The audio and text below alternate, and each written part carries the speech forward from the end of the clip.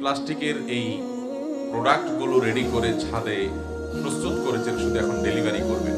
একজন ক্ষুদ্র ব্যবসায়ী যখন ব্যবসা শুরু করেন, সকল পুঁজি একত্র করে যখন বড় ধরনের কোনো চালান রেডি করেন, মাল ডেলিভারি দিবেন কাস্টমারকে, তার ব্যবসার লাভের মুখ দেখবেন, এখান থেকে সামনে আগাবেন, সেই স্বপ্ন তিনি বুনে মোটামুটি প্রস্তুত হচ্ছিলেন। ঠিক এই সময় তথাকথিত 31st নাইটের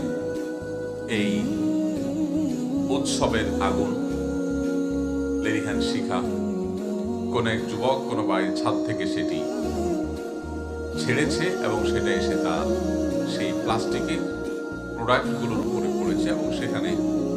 প্লাস্টিকের জিনিস খুব স্বাভাবিক দ্রুত আগুন ছড়িয়ে পড়ে,